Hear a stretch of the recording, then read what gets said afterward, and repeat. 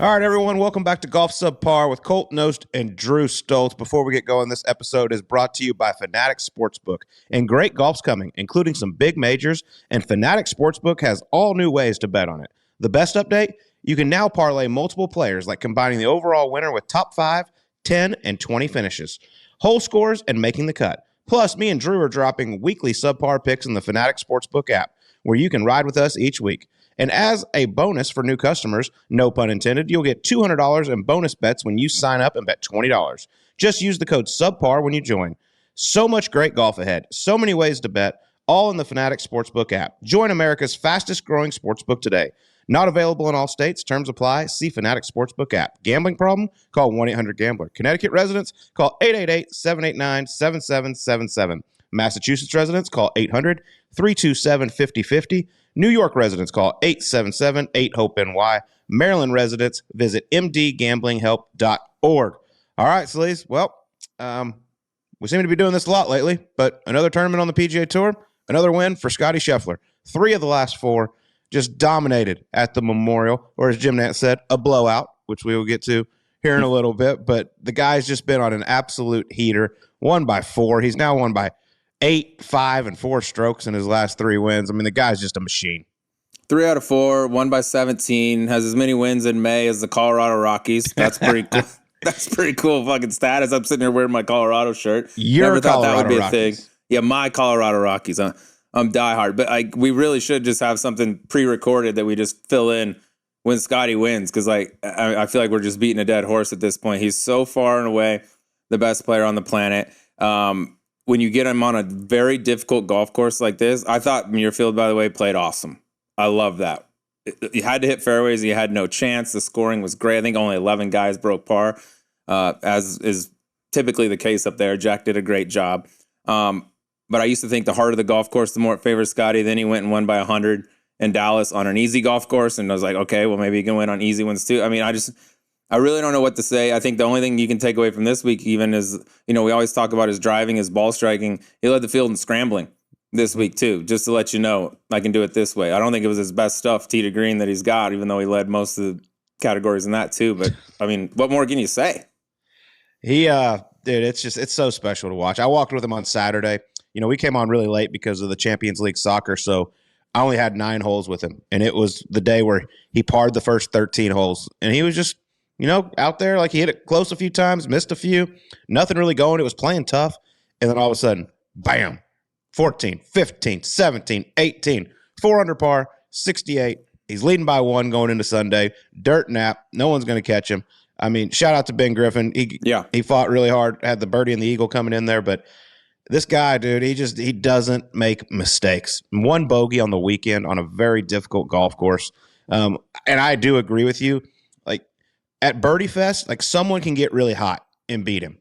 But when it's set up really difficult, where it tests every facet of your game, and single digits is going to win. I mean, I know he got to 10 under, but if single digits is going to win, and he has any of his stuff at all, I'm talking like B game, he's winning this golf tournament. Yeah, I'm completely with you. I thought the shootouts, the American Express, he did it at TPC Craig Ranch. I'm like, that's so much based on putting, because tee to green, it's not as challenging as other courses. So everybody's going to have a ton of great looks. You get out with the putter, anybody can beat anybody. These type of golf courses, there's just not many people that can beat him, Colton. I mean, we're coming up in 2 weeks. He's going to have a week off. We'll get to see Rory up in Canada, see what he looks like. But we're going to a place, by all accounts, Oakmont is going to be the toughest U.S. Open test we've seen in a long, long time. I saw some more videos from guys that were out there today. I believe Rory was out there actually today. Mm-hmm. It looks diabolical. And I mean, for a guy that drives it, he's not the longest in the world, but he's pretty damn straight, pretty great overall in total driving. Irons it like he does. He always misses on the right side, it seems like, which is part of the reason why his scrambling is so good. He leaves himself with the easiest chip most of the time. I mean, it's just, I don't see, something would have to go wonky in his game for him to not win the U.S. Open, I think. I mean, it's just, that's like the perfect place for him, I feel like. 100%. I don't know if he's been to Oakmont at all, but I don't really care. As I say on here all the time, if they got 18 tee boxes, 18 greens, and 18 holes cut, I mean, he's the best player in the world, and I expect him to win. Looking right now over at Fanatics Sportsbook, he's plus 275 to win the U.S. Open. Rory's plus 620. I saw a stat where we haven't seen odds this low at a major championship since Tiger Woods was plus 175 to win in 09 at Bethpage. I mean, we're approaching it. Yeah. I mean, right now, like we haven't. It's normally like Scottie and Rory or the field, or then it was like Scottie, Rory, Xander or the field. You know, like we're approaching Scottie or the field territory here. If he goes off and picks off this U.S. Open, I mean, it's just going to be we're in the midst of greatness, and as much credit as he gets and is given because he's a soft-spoken guy, I don't know that it's getting all the love that it deserves for how good it is. Yeah, I mean, walking with him out there, like I walked with him on Saturday, Jordan Spieth on Sunday, and you talk about two guys playing the same sport, but it just doesn't look the same right now. I love Jordan Spieth. He had a top 10. He played very nice. But the amount of work that goes in for Jordan Spieth to get his round in compared to Scottie Scheffler, it is crazy. We talked about how he almost killed the guy on the first hole. He almost caught a body. Yeah. I mean, manslaughter on hole one. Hey, but it is the greatest TV walking with him. Like Seller Shy texts me, he's so like, fun. Do you want to go with the next to last group or Jordan? I'm like, dude, give me Jordan. I've got to watch. This is so much fun. It's exhausting. Like I get in so many more steps chasing his golf ball around, but man, it's awesome. And the conversation between him and Greller, it's great, man. I hope Jordan, gets back to what we're used to seeing out of Jordan Spieth. It's getting closer, but he's hitting it all over the map right now. It looks stressful out there compared to what Scottie Scheffler's doing. It's fun as shit to watch. It's a complete polar opposite of what Scottie does. You never know what you're going to get with Jordan. If you're a Jordan Spieth fan, I think optimistically you look at that last week and be like, look at all these birdies. Like the good golf is there. It just seems he like makes a birdie, follows it up with a bogey. He shoots even par with 6 birdies on a golf course that people were struggling to make birdies on. Like there's a lot of good in there to like. It's fun, dude. He does some weird shit out there. That first hole, what are people doing? Yeah. Like the video that came out, I'm like, it looks on that video like Jordan's aiming right of the people, and they're just standing there holding up their iPhone like, oh, this is cool. By the way, this is a guy that just blew it 35 yards right off a flat lie and a tee. What do you think he's going to do with the ball shin high out of the deep rough? Like, I don't know what we're waiting on for people to get the fuck out of the way. Hey, good reflexes by those people, though. I mean, they ducked in time, but that one video that came out with the point of view where it was shooting back at Jordan, I mean, good Lord, that thing was a heat-seeking missile. It was terrifying. I literally said right before he hit the shot, I'm like, why are those people standing there? Yeah. What are they doing? And all of a sudden, bam! I'm like, oh, wow. But, it was an awesome week at the Memorial, man. That place, it shows out. I'll be honest, people ask me all the time, like, what's the best stop on tour? It's going to be hard for me not to say the Memorial going forward. You talk about massive crowds, awesome golf course, and what a lot of people ask is the scenery around the golf course. Rather nice up there in Columbus. They do it right. Scenic Ohio. I believe that's the nickname for their state. You know what else I really loved about this week? You always get the Jack Nicklaus interviews. You get him up in the booth and all the things. Post-tournament presser, and he's just like, Sepp Straka, Nick Taylor, who else was up? Ben Griffin. They're all nice little players, but they're just not in the same league as Scottie. And I was like, hey, that's 100% right. There's not zero lie that you said in that thing, but I also didn't expect you to say that in front of everyone. By the way, with Scottie sitting right next to him, it was probably like, Jesus, Mr. Nicklaus. Like, Mr. Nicklaus doesn't give a damn. He's going to just say what he thinks. He's like, yeah, Scottie, he ain't worried about these guys. They're not in his league. I mean, nice it was players. So good. He's right, but you just don't hear people be that blunt very often. So shout out to Jack. He also said, like, it might have been different. He might have thought he had to do more if it was one of the top guys chasing him, and then he kind of searched for a name and he rattled off Xander, and I thought it was interesting. No Rory, which is kind of the name that gets lumped with Scottie the most when you say that, but Rory opted out and obviously didn't tell Jack, which I don't know how that rubbed him, but I thought that was interesting. Yeah, very interesting. But I got a chuckle out of it. That's for sure. Nice little player. Like I said, great week up there. We got golf's longest day going on right now as we film it. We got a couple of guys, subpar guests that have made it through. Max Homa actually 3-putted his last hole for par from 25 feet. Looks like he's going to be in a playoff to get into the U.S. Open, carrying his own bag too, by the way. Shout out. Yeah, how about that? No caddy needed. After 72 holes around Jack's place, which is a haul, go out there today. The 3-putt on the 18th was brutal. Rick, on the flip side of that, Ricky Fowler made a nice birdie on the 18th to get into that playoff. That could be gnarly. Blades Brown, don't know how he's going to finish up here as we're still, we're recording. They're still playing, but he was looking like he's in good shape as well. It's that longest day in golf. It's a fun one. It's a fun one to watch. I was pretty terrible in my tenure at this thing. I think I was like 0 for 6 or. Yeah, I got in one. It's a cool. It's a cool I actually day. didn't even try to qualify most years because it was always during Memphis, and I liked that place. I thought I could play well there. I didn't want to wear my ass out playing 36 before the heat in Memphis. But yeah, it's a crazy day, man. Some cool stories. We had Ryan French on our SiriusXM show today talking about some of the stories. We got the UPS driver who was looking to make it to the U.S. Open. Then he sat down with his dad to have lunch after his first round and missed his goddamn tea time in the afternoon. It's right on brand for UPS. Never on time. Never where they're supposed to be at the time they're supposed to be there. That's why I use FedEx. No, that's why we use Shipsticks, Lees. Well, of course, Shipsticks, of course. Yeah, but I'm talking like mail. Yeah, he would have showed up on it. He would have made his tea time. But speaking of Shipsticks, I'm up here in Baltimore this week. Got an outing for BMW at Caves Valley tomorrow. And do you think I dragged my clubs through the airport? Absolutely You're no dummy. not. You ain't no dummy. Why would you? And when you're done with them, what are you going to do? Ship them right on back home to Arizona. 100%. No dragging clubs through the airport ever again. I use Shipsticks every time. Colt does as well. No lines, no lugging, no stress. Straight to the golf course. Roll through the airport security with zero stress whatsoever. Just eliminate it all. You got no lines, no lugging, no stress. Just grab your sticks. They go straight to the course. Roll through security with no stress whatsoever. And right now, Shipsticks is offering our listeners 20% off your first shipment when you go to shipsticks.com and use the code SUBPAR20. Go to shipsticks.com, use the code SUBPAR20 to get 20% off your first shipment and save yourself the hassle this golf season. That's shipsticks.com. Make sure you use the code SUBPAR20 so they know we sent you. Change your life. Yes, no doubt about it. We're also, some very exciting news, Sleaze. We're heading up to Fanatics Fest in New York City. We're going to be definitely using Shipsticks to get our clubs there. But Fanatics Fest is making its return to New York City this summer, June 20th through 22nd at the Javits Center. It's a 3-day celebration where sports, culture, and collecting converge, bringing fans closer to their favorite athletes and leagues than ever before. Expect appearances from names like Tom Brady, Derek Jeter, Kevin Durant, and more, plus live podcasts, exclusive merch collabs, and immersive activations from the NBA, NFL, MLB, WWE, and beyond. Tickets are on sale now at fanaticsfest.com, and you can use code SUBPAR15 for 15% off up to 4 tickets. Don't miss it. The stars are out. We're going to be there. I can't wait. I cannot wait, dude. Tom Brady, Derek Jeter, Kevin Durant, Subpar. The stars are out. By the way, we're going to be talking to and sitting down with the great CC Sabathia. Love that man. Which He loves going to be golf. a good one. He might be the coolest dude that there is. All It's right. impossible to not like him. You just offended quite a few people, but you know, whatever. I'll go Tough with it. shit. Take it up with CC.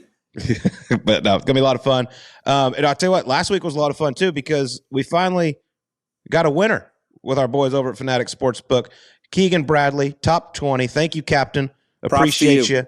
Now let's keep it rolling. We are on to the RBC Canadian Open. New golf course. TPC Toronto at Osprey Bay or something like that, I think is what it's called.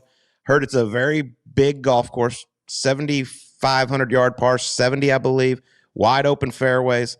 I saw they had a Canadian Tour event here, I believe 25 under par one, so I'll be interested to see what these guys do and how they set it up. It is obviously a national open, so hopefully they set it up a little difficult. But the guy that won on this golf course, I don't think a lot of them know about it. One of the guys that won an event here is Taylor Pendrith. He's a proud Canadian, and you can get him over at Fanatics Sportsbook, top 20 at plus 140. Taylor Pendrith, let's do it, my man. There you go. Going with a little local flair. Also bombs it. 25 under, though, on the Canadian Tour does give me pause about what might happen up here this week. I played that tour, by the way. I wasn't shooting 25 under, but yeah, maybe they'll set it up different, but I like that pick. I'm going to need your help here, BG, because I believe I'm on an 0 for 3 stretch now, 3 or 4 in a row. So I'm going to ask for your advice here. The guy I'm taking is playing some good golf, okay? Top 20 in 4 of his last 5, just coming off a 12th at the Memorial. He's been putting it phenomenal all year. Ball striking starting to line up with that. My question is, do I take him for a top 20 or a top 10? The man that I'm going with is Sam Burns. Top 20 is plus 150. Top 10 plus 330. Do I just try to get off the schneid, take the 150, and just get a hit, get on base? I like trying to get off the schneid right now, and Sam Burns is playing some good golf. He shot 7 under par on Friday in just this pissed down rain. It was miserable out there. Really impressive round, but let's get off the schneid here. Let's get 2 winners for the people. All right, top 20 official, plus 150, Sam Burns up in Canada. Let's go, Sammy. All right, well, let's get to our interview this week, man. A lot of people out there might not know about this guy.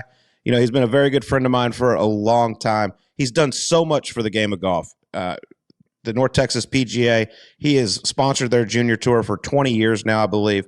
Raised a lot of money for great charities in the Dallas-Fort Worth area. He's a Texas Golf Hall of Famer, and he's just a funny dude. I love this man. But here's Finn Ewing on Golf Subpar. All right, without further ado, we got a man joining us today your name comes up a lot here on this show. I think it's time for everyone to meet you. You're a Texas Golf Hall of Famer. You give back to the game of golf in a number of ways, also to charitable organizations. Horned Frog, maybe most importantly, singer-songwriter, music icon. Finn Ewing is here. Finn, what a pleasure this is.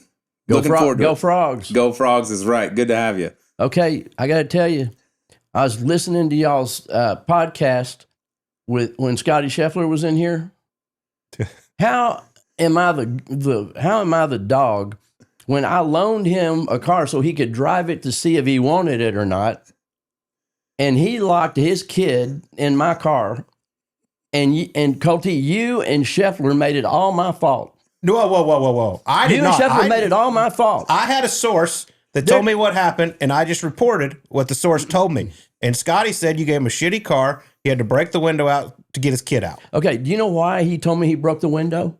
Because he said his kid made a funny face. I said, that's called gas. That's a flatulent fart, whatever. He broke the window out because the kid made a funny face. Did you make him buy the car? Yeah. Should have to, yeah. Oh, yeah. You can't bring it back damaged. Yeah. Did you actually charge him? For the window? No, for the car. Oh, yeah. Yeah, okay. Good. He can afford it. For people that don't know, you grew up in the car business. Okay, your son's he's got control now. Right. You don't do anything. Oh. I know that. I do a lot. It's Since just you not there. flew out here to do this podcast, but you want to give us your motto there at Ewing Auto Haas? Go to you and get a screwing. That's what I'm talking about. That's good. You're honest. Hey, how do you think I flew out here? Exactly. Go What's to Southwest? you and get a It wasn't screw. losing money on every deal. Oh, I've bought a couple of cars from him, and That's every good. time the day after, he'll just call me. He's like, "Woo, we fucked you like a tall dog." We screwed him, baby. I'm telling you what, he hated that day. Yeah, that was expensive. It's been expensive being a friend of yours. Yeah, I like that. You like that? And then and all the money that we pay you to do our golf tournament in Dallas. How about all that? nothing. Yeah, zero. I'm still waiting on my Get gift. what you pay for. Yeah, you know? your gift. Yeah, You got it. I don't know. I gave him my address for something. I don't think it was for a bill. Oh, yeah. Oh, you will get some. I wonder what you're getting. What are you getting? I don't know. Invoice, probably. Yeah, probably. Yeah, hopefully. But Yeah. before we start having some real fun with you, because your name has come up a lot on a lot of podcasts, whether it's Keith Mitchell, obviously Scottie Scheffler, Jordan Spieth. Everybody knows Finn Ewing, especially in the Dallas area, but we'll give you some props. I mean, what you've done with the North Texas PGA, sponsoring that junior golf tour, has just been incredible. You've done more for the game than pretty much anybody I know. But just tell us a little bit how you got involved with the game of golf. And Well, stop beating your hands on the seat. are you talking about like from the very? I mean, I started playing when I was 5. Yeah, but you're terrible. I just Yeah. meant how have you helped the game of golf? I've been going to Randy for 35 years, and I'm still hooking the ball. But you know that charity, the North Texas section in that tour that we have. So it used to be the Westcott. You remember when it was the Westcott? Carl Westcott was a car dealer, and he sold out, and then he went and did something else and made a ton of money. So he was sponsoring that thing. He's a great guy. And then he did it for 5 years, and then he decided he didn't want to do it anymore. So Randy called me one day, Randy Smith, for those that don't know Randy. Randy called me one day, and he said, Carl's not going to do the North Texas section anymore. I said, man, that's a shame. Well, that's too bad. He goes, no, it's not. I go, why, do you don't like Carl? He goes, no, you're going to do it. And I go, I am? I said, wonder how much is that thing? He goes, what difference does it make? You think about all the bases you're going to cover. I go, what bases am I going to cover? He goes, Finn, we're having lunch tomorrow with Mark Harrison. I mean, no, at the time it was Darryl Crawl, with Darryl Crawl. And we're doing this thing. I said, you French, Randy? Yeah, you're speaking French. And so we met with them the next day and we put it together. And this next year's our 20th year. Man, that's awesome. No kidding. 20 years. Good for you. Over 500 tournaments, right? Like each year. with everything. Yeah, over 500. Yeah. Damn. You know, it's been one of the coolest things.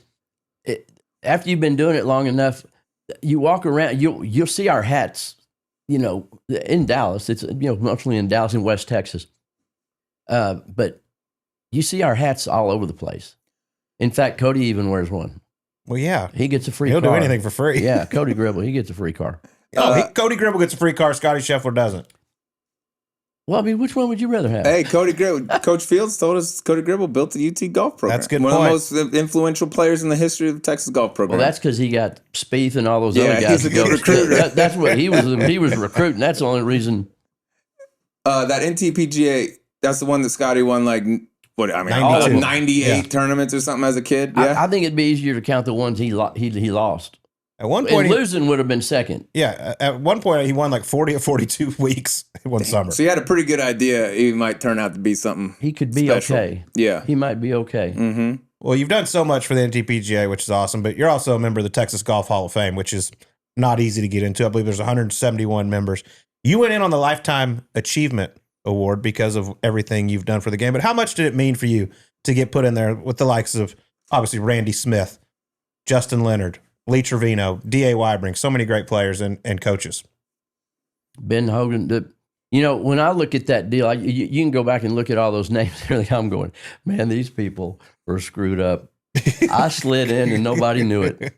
Yeah. But you know what? The golf has been so good to my family. My dad was a really good player. Mm-hmm. It skips a generation. Yes, it did. Mm-hmm. And so dad was a really good player. And we played, you know, before I knew you, I actually had a little game.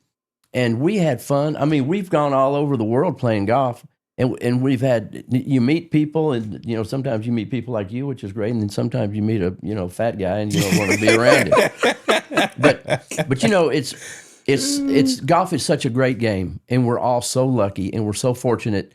And there's, you know, I guess, you know, you can say people live in India, they don't play golf, but there are a lot of less fortunate people that can't play golf and do what we do. We are so lucky. And so, you know, our whole deal is to try to give back a little bit. And you do. Amen. Yeah, you do a great job. You're a good man. Speaking of playing all around the world, you used to be allowed to play Cyprus. Oh, no. I did. Oh, no. Were you a member at Cypress Point? Was that right? No, my dad was. I was hoping I was going to be a member. I really wanted to be a member. Do you want to tell the story? Are you just smoking them out here on Cyprus? No. I kind of want to hear this, though. I'll tell you a funny story. This isn't funny, but Dad died in '96, and so he was a member of Cypress. And he was a member of Cypress That's not Point. that funny. No, that's not funny. That's not and funny. so Mom, you know, dated some, and she had a couple boyfriends and stuff, but when they were going to get married. And the deal is that if so, Mom took his membership in a certain way. It's like a ladies affiliate or something like that. And so, but all I knew is that I could go play there. So when she started dating this one guy, she said, "We're going to get married." And Finley looked at me like, because if you get married, the ladies affiliate goes away. So Finley goes, "Yeah, do you know what that means?" I said, "Yes, I do, Finley." "Well, we can't let it happen." So he said, "Why can't she just live with him?" Yeah, because she's how old was she? 92. That can't work. So she said, I said, "Mom, are you sure are we gonna marry? We're gonna get married, aren't we? We're gonna get married?" "Oh yeah, I'm so happy." I said, "Boy, what happens to, we're gonna lose Cyprus." She goes, "We are?" I said, "Yeah," because she goes, "Well, I don't care." I go, I don't play golf anyway. Yeah, she don't play golf. And I'm sitting there thinking, "Oh, me either." So we're at the church, and they're up there, and they're doing their vows and all this stuff. And he says, "I do," and Mom says, "I do," and Finley goes, "Shit," right there in the church, and that ended our right membership. There. It was all over. Now you're a guest. Damn, I hope it was true love. Oh, he died 2 years later. Well, damn. Don't need to laugh. Colt's laughing. That ain't it's death we're talking about here, dude. Come on, have a little respect. You can still be playing for Cypress. the deceased. But yeah, that's a tough break. Yeah, I could. That's a tough one. Before we get back to our interview with Finn Ewing, a quick note from Golf Pride. When it comes to your swing, consistency is everything, and that starts with how you grip the club. That's why I'm rolling with the new Align Max grips from Golf Pride. They've got this raised ridge technology that fits the natural shape of your hands, so your grip lands in the same spot every time. It's subtle, but you feel it, and it makes a difference when you're trying to hit fairways instead of cart paths. Golf Pride's been leading the grip game for over 75 years. 80% of tour pros play their grips, and not one of them is paid to do so. If you want more control, more feel, and a more repeatable swing, go get yourself a set. Performance is in your hands with Align Max from Golf Pride. Right now, listeners of the pod can get 20% off a full set of up to 13 swing grips and one putter grip at golfpride.com with code SUBPAR20 at checkout through August 31st. Now, back to Finn Ewing. But y'all still have the house out at Pebble. We still. By the way, how many Pebble Beach Pro Ams have you played in? AT&T. I think 14. 14. Oh, Either nice. 12 or 14. I can't remember. And how many times you made the cut? This is a loaded question. This feels. I feel like he knows the answer to it. I think he does. I feel like he knows the answer. One cut made. Who'd you make the cut with? Why would you lead him into that? Was it him? That's the only one I ever made it. Well, I mean, it's great talent. Maybe you should be a little nicer. Great talent. Who else have you played? Who'd you miss cuts with? Cody, Sig, Grayson Sig, for those, aka Siegfried, you like to call him. Queefy, Ryan Palmer, RP, Justin Leonard, right? Oh, and Justin was the first one I played with. Yeah. One time I was playing with Palmer, and I wasn't playing very well, which I didn't very often in that thing. And I hit a 3-wood. The ball went straight up in there, and I didn't, but I could have caught it. Off a tee? Like you popped it up? No, in the fairway. On That's hard to 6th do. fairway at MPCC. Okay. Straight up in there. I could have caught it. But so one time when we were playing there, I'm coming off of, at Pebble Beach, I'm coming off of 15 green. And this reporter comes up. This guy's walking with a deal. And he goes, "Are you Finn?" I said, "Yeah." He says, "Well, I'm supposed to interview you." I said, "Right now?" He said, "Yeah." I said, "Okay. What are you going to talk about?" So I'm going to talk about Cotton Bowl. So he said, "I'm an Aggie." I said, "Well, we just had Johnny Manziel in there, and he broke every record we got." And so we talked about a bunch of stuff, and he goes, "What's it like playing with Colt?" And I said, "Oh my God." This is such bullshit. He was walking ahead of me. And I go, "Look at him. Look at him." And he says, "What?" I go, everything's jiggling on either side of him. There's just crap jiggling everywhere. This happened. There's crap jiggling. I believe this. There's jiggling everywhere. That was a great interview. What's the follow-up question after that? No wonder they didn't ask for any more questions or ever ask you back again. That's the last. Yeah, that may have been my last one. Do you want to talk about your performance on the last hole when we were on the cut line as a team? I may have screwed it up, but Colty, I knew he'd cover me with a long par putt. Of course, that's what he's there for. So we're playing. You know what Blaine McCaffrey used to say? What things that don't go far? Dogs that chase cars and pros that putt for pars. Yeah, not good. Yeah, it's bad. Yeah. So we're playing. Okay, first off, Mark, why don't you throw up a picture of the other professional in our group that week, where we had this very special week where we made the cut at Pebble Beach Pro Am, but you made a lifelong friend that week. If you want to turn around there, there's your guy. There's your guy. They're like twins.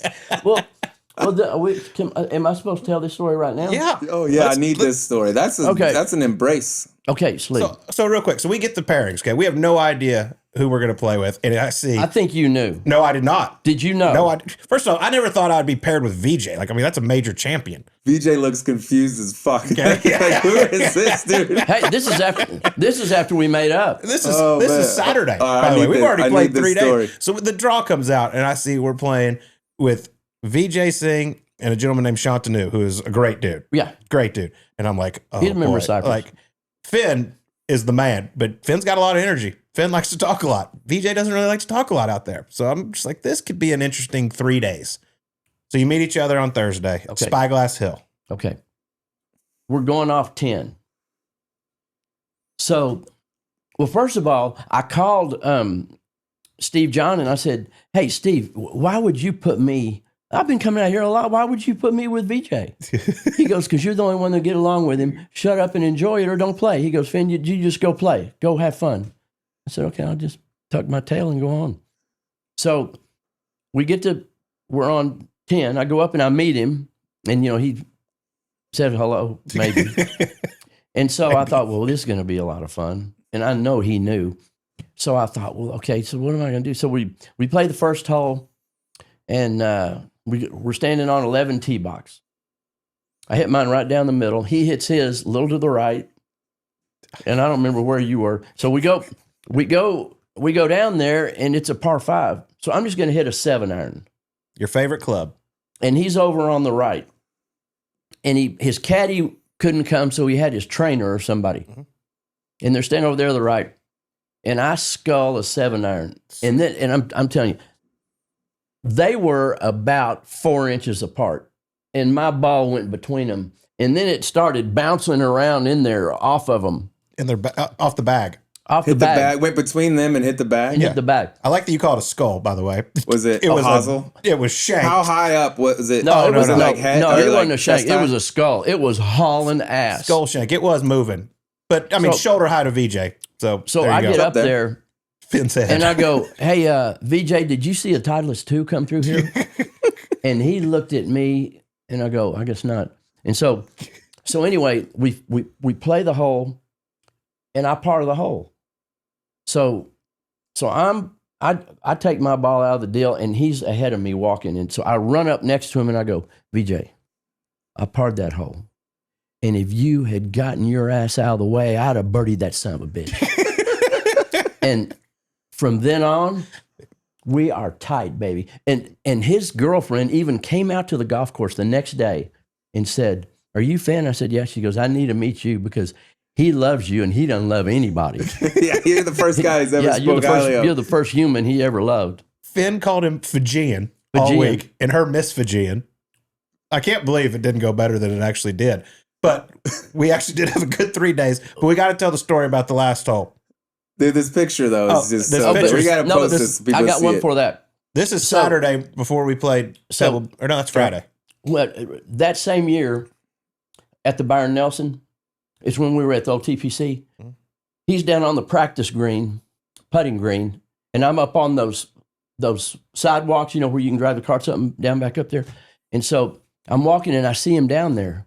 And I go, Vijay, and he goes, go away. go away.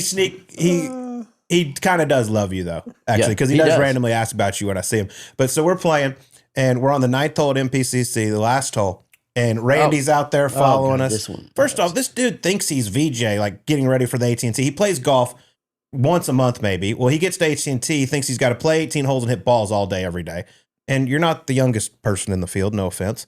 But we get to the 9th hole. That seems uncalled for. I don't even know why he would throw that at me. That seems irrelevant to the story. So we get to the 9th hole. Randy, right in the face. Family's all out there watching everything. We are on the cut line. Okay, 9th hole. He gets a stroke, par 3. 160 yards for him. Okay. Oh, yeah. Great hole. Yeah, big old tier in the middle of the green. I think it was more than 160 yards. Not for you. So we're playing back there. Maybe none. And I'm actually going along all right. I hit a 4-iron, hits the tier, comes back down to the bottom. I'm like, all right, no problem. I'm going to make the cut. Finn's can make 4. It's 160 yards. Pulls it long left. Chunk. No. Blade. No. Yes. No. Here's what happened. Tell me the truth, Finn. Okay. So I'm long left. That's true. And I chunk it, and it barely makes it to the green. I mean, like the fringe. And I'm going, oh. And so Colt and now, think about this. Colt and Randy said, why didn't you hit it harder? I'm going, but it's not like I wasn't trying to. I don't think we were talking to you because you were so damn nervous. No, I wasn't nervous. So then I get up there, and I'm thinking, oh, man, I got this. I'm going to knock this thing in. It's like probably from there, 30 feet? Yeah. And so we need 2 putts to make the cut. I hit I hit it about 15 feet. Okay. So I'm 15 feet short, and I'm going, man, I'll tell you what, I'm more worried about them than I am making this putt. So I get up there, and I missed it. 5 for 4, and I had to make an 8. Stupid makes it from 40. No, I had like 40 feet. I ran it 8 feet by and had to make it coming back for us to make the cut. And Yeah. which it went in, luckily. You know, you're a pro. You're supposed to do that. Yeah. I'm a car dealer. All you got to do is make 4 for 3 from That's good. 160 You got to yards. check and see where he's at mentally. You know what I mean? See if he can carry a team. Listen to can this. you or not? Listen to this week he had, okay? He gets 3 days with Vijay, makes his only cut ever at AT&T Pebble Beach, and Sunday we get paired with Sean O'Hare. Oh, man. You just checking the whole list. Oh, you know what I did to Sean? Sean is special. So we're going off 10. So they hit their tee balls. And then who were we were with The CEO of Franklin Templeton. yes, I can't remember his Mr. name. Templeton. Johnson. Okay. Steve Johnson. So we go up, so we're gonna hit our ball. So Steve's gonna he hit first. And so Sean comes up right next to me. And I don't even look over at him. I go, you think I can feather it over those bunkers? And he doesn't say anything. And I said, Sean, I asked you a question. He goes, no. I said, well, you don't have to say it like that. Oh, Sean. Yeah, you is just met an me, absolute- dude. Yeah. We're going to take a quick break from our interview with Finn Ewing and tell you about the USGA, because golf is more than just a game. It's a community. And whether you're playing a casual round with friends or grinding in a match that's going to the 18th hole, having a handicap index is your key to playing on a level field. With a handicap index, you can track your progress and challenge yourself against golfers of all skill levels, no matter where you play. So why wait? True golfers have a handicap index. Sign up today at usga.org/getahandicap. Now back to Finn Ewing. Well, you mentioned playing with Grayson Sigg there as well. We have a special picture of y'all. I want you to, if you had to describe this picture, okay, where you and Grayson Sigg, who Grayson Sigg might be the shortest person on the PGA Tour as far as height Right. that goes, and you Or the shortest am. Yeah, yes. But this is Paul Gasol, Oh, yeah. Oh, yeah. NBA champion right here. If you were going to describe that picture, what would you say? Man, it could be it sure could. Do you look like maybe something you look down on in the shower? I'm the left one and he's the right one. Looks like take your kid to work day. It does. Look at my little boys here. Look at your purple sweater. I told Sig, I said, I don't know who that guy is, but we're getting our picture taken with him. You didn't even know who he was. No, I had no idea. Oh, that's beautiful. Oh, that's good. But how much fun do you have out there playing in that? You know, I have so much fun. You know, what they let me do is pick who I'm going to play with, as long as it's somebody like you that nobody gives a shit. That's what. But so if I get you or Sig or Keith or Palmer, Cody, Justin. I mean, those are fun. You know, I would not want to be out there with a guy I didn't know and he didn't want to be there or whatever. I think Steve John would probably want you to not be with somebody you didn't know either. Yeah, because I guarantee you, I would wear them out. Mm-hmm. Are you still doing it? No. You know, Why not? You need to get back in the mix. Get you one of these Dallas kids. There's 100 of them. This is my last year there. They're not. So when they went to an elevated deal, they went to 2 courses. 2 courses, and it's just 2 days now and for it's the 2 Ams. days, and there's really no winner. I don't think there's a winner. Well, the people that won this year would argue Is it the with you. same cost to do it now as it was before? Well, it's elevated. I bet it's more. It's more. Because it's signature? I've been told it's more. Because it's elevated or Yeah. whatever? And That's a hell of a deal. You get less golf, You're less not time. getting paired We're with, raising the price. Yeah, and you're not getting paired with me though. You're getting a signature event. Yeah, you're getting a dude, guy. but still. Yeah. Damn. But you obviously have a lot of great memories. You do a lot of great things out there as well. The Carmel Cup, which you've done for the college event, is the most that's ridiculous all time. college tournament of all time. I'm so jealous you started that after I was gone. You know, do y'all remember R.J. Harper? Yes. I know you do. Did you know R.J. Harper? No, sir. Well, he was over all the golf, and he was a dear friend of ours. And so he came to me one day and he said, you know, business was tough. It was really bad out there. And he said, if you will give me $25,000, then I'll let right now, I'll let you play in the tournament, Pro-Am, yeah. but not for free. But I'll let you play in the tournament, and then all you have to do, you can work it off. You know, you can go. You got $25,000 credit, but you have to use it this year. And I said, okay. So then I went home and I thought, how am I going to spend $25,000 out there? Buy a couple I drinks. say buy 2 cocktails in the tap room. But I was sitting there going, if I'm so I went to Harper and I said, okay, Harper, this is what I want to do. So Finley was at Tech. Charlie was just starting was just going to start at Vanderbilt. So my kids played, one played at Vanderbilt, one played at Texas Tech. So I said, I want to have a college golf tournament. I'm just going to have these 2 teams play each other. And that took up to 25 quickly. And so it was really cool. And so I thought, well, I'm going to go to 4. So the next year we went to 4. Now that deal was over, but so now we go to 4, and A&M won, and then I thought I'm going to 8, and so we went to 8, and so after the 4th or 5th year, we had the #1 strength of field and the #1 tournament in college golf. It was so cool.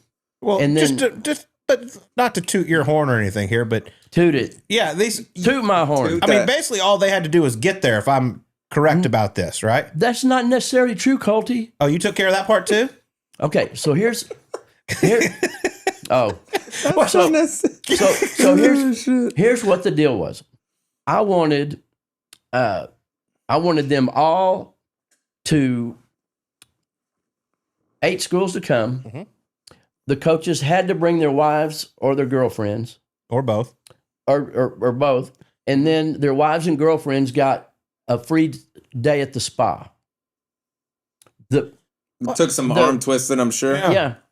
I got the caddies, bibs, name on the back, standard bearers.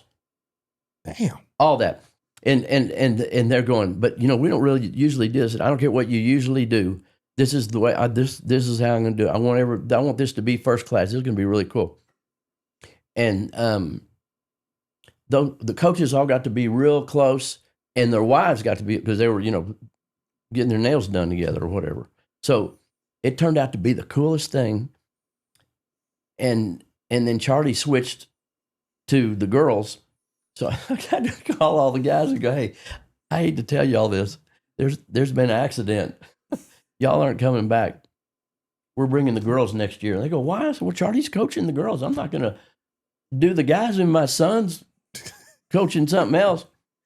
So Charlie's his youngest son is the head coach for the Mississippi State women's team. Sorry. I thought no, I did know that. I don't think everyone knows that. I don't think our listeners knew that. Well, I don't even know who the hell you are. They would like to. I'd like to tell y'all that my son coaches Mississippi State girls golf, and he won SECs 2 years ago. Never happened.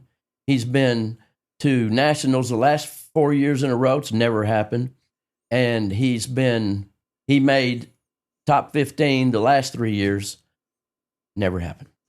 Damn, good genetics. Suck on that. Yeah, maybe suck on that. Maybe that wife he married, maybe that has a little something to do with her helping him out a little bit, because I know you're not giving him any golf knowledge. He married a tour pro, Allie McDonald, and they are probably out of the doctor's office right now, and she's going to have a baby, we're hoping, in the next week.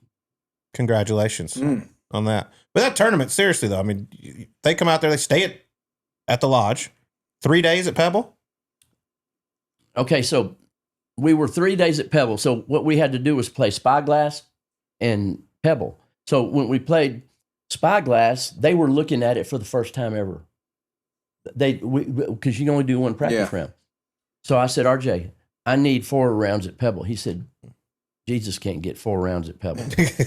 And I said, RJ, I want 4 rounds at Pebble. He goes, Finn, I'm not going to do it. I said, RJ, I got to have 4 rounds. I just stayed on his ass. I said, I got to have 4 rounds at Pebble. I'm not going to do it. So the next year, they send me my stuff, all the rooms and tee times and all that stuff. And I'm looking for the other piece of paper. There it doesn't say Spyglass anywhere. I got 4 rounds at Pebble. And nobody has 4 rounds at Pebble except for like a U.S. Open or the tournament. AT&T. The Carmel Cup does. That's unbelievable. I mean, that's such a cool deal for college kids. How did you pick the 8? How do you decide which 8? Well, there got to be some like potential bribery going on for this. So there's, 2 were for sure, was Tech and Vanderbilt. And then I just wanted their friends, those coaches' friends, because I wanted everybody to get along. And so all the coaches came to, the 2 coaches from Vanderbilt and Tech came to me and said, look, we want to swap everybody out every year because this is a great recruiting tool. There's 8 of us that can use it. We want to just have 2 of us that can use it. And I said, well, no, I'm not going to do it. I want all the, we got this great thing going. We had a champions dinner. So whoever won it the year before, it's his dinner and he gets to pick whatever he wants to eat. And, but if somebody won the national championship, that trumped the Carmel Cup, and they were but it was. And you had one of your most recent ones, Rose Zhang, I believe, broke the women's course record at the Carmel Cup. Texas Tech had a guy named Hurley Long. Uh-huh. He shot 61 to break the record. Yeah. It's gone. Yeah, it is now. Yeah. But it was there for about 8 years. And so they called me off wherever I was. Am I staying on track or am I off beat? Am I off beat? No, you're doing perfect. Okay. So I'm on 6 green up top. And they say, you need to come over here. Hurley Long, if he birdies 16, 17, and 18, he's going to shoot 61. He'll have a course record. I go, holy crap. So I go over to 16. I get there. He sinks a long putt for birdie. He goes to 17. 17, I can't remember, but I think he sunk like a 40-footer. And he goes to 18, and he hits it right down the middle. And then, so he's standing out there, and he's going back and forth with clubs and stuff. And he takes this iron, and he kind of chunks it, and it stops to the right about maybe 15 yards shy of that bunker with the tree up there and all that. So I'm going, so he's got to keep this low and stop it. And he's short-sighted. He's got like, the pin is probably, 5 yards on. Well, he gets up there and he runs it by about 8 feet, drains it coming back, 61. And so he comes off and I go, Hurley, do you know what you've done? And he goes, well, somebody said I shot the course record. I said, yeah, I'm sure did. There's some pretty good players played here in their life. Just a few. Yeah. And so he comes off, and so I call Eric Lippert is the pro out there. I said, Lippert, this guy just shot 61. He goes, well, I said, it's the course record. He goes, well, yeah, but we got to check some stuff.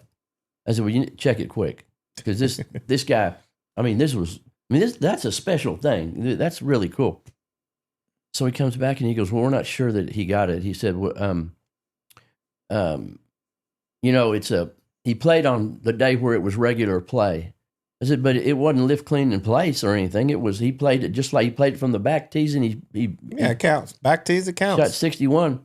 He goes, well, our historians are going to get back with us. And I said, well, will you have them call me? I'll talk to your historians, because don't do this to this child. This child played his ass off today. Don't do this. He said, we won't. So then they said, well, it looks like he's not going to get it. And I said, this is the longest course record story ever. I said, how on earth is he not going to get it? And so then finally they come over to the practice tee and they bring him a flag and said he. Oh, nice. And then from then on television and everything, never mentioned his name. Oh. They'd say Tom Kite and David Duval. Really? Yeah. They didn't count. Interesting. And then finally at the 61? day that guy broke it. Yeah, Wyndham. Like last year? Yeah. Was it this year? 2 years ago. 2 years ago. When Wyndham broke it, they said he broke it. Hurley Long had it, and then they gave him credit because they were like going, phew. Yeah, well, And now that he's out, now that he's not the course record holder, we're giving him a you little can thank props Jim Nance for anymore. that one. Yeah, Nance made sure that happened. I think he probably shot 61 and faster than you just told that story, though. Hey, now. I think that was a good story. I like that story. Hey, now, Finn. That's talking I think that about. was a good story. Hey, I now, like Finn. that Don't story. take that. Please don't listen. Don't to take this. that. So I You brought know, up I Rose got your back. breaking the course record, and it turned And into then- a Hurley long Long. story. Then Rose broke it, and we had both course records Yeah. in What'd my she shoot? tournament. 63, I believe. 63. 63 for women, 60 now for men. Mhm. Pretty damn good golf. Look at you. Just creating legends. Just creating champions. Just creating- you What turned I'm Scottie talking about- Scheffler. Champagnes. You turned Scottie Scheffler into the player he is with your Yep, junior Jordan, tour. I got to imagine you molded him a little bit. Who? Spieth. Oh, You He's ever Steve. heard that of him? local guy down there. I've heard of him. Yeah. Before we get back to Finn Ewing, a quick note from Enterprise Mobility. The road to opportunity is often the road overlooked. That's why Enterprise Mobility offers new roads to help drive your business forward. With mobility solutions like fleet management, flexible truck rental, and an unmatched global network, they can help your business find the right solutions. Their mobility experts can find smarter ways to scale your business so you're not just growing bigger, you're getting bigger. The more ways we all have to move forward, the further we'll all go. Find your road at enterprisemobility.com. Now back to our interview. Randy Smith, obviously one of your very dear friends. He's one of my best friends. He was in the waiting room for it when every one of my kids was born. That's That's cool. all three of them. I mean, That's he's the cool. reason I met you. Yep. So, Randy, I'm sorry. Yeah. But tell us a little bit about your relationship with him, and you got any good Randy Smith stories you can share with us? God, Randy. Oh my gosh. You know, and you chime in here. He's either broke or hurt or replaced. Just almost everything on Not his body. financially broke, just his body's broke. No, his Let's clear body that up. broken. Yeah, broken. He's had shoulder, I think both, at least once. He's had hip, I think both. He's been under the knife more He than the put Kardashians. his hand into a lawnmower. Yeah, that's true. And I said, man, I tell you what, Randy, what's wrong? Your fingers are pretty ugly there. What happened? Oh, it was a lawnmower. I said, oh, well, who cares?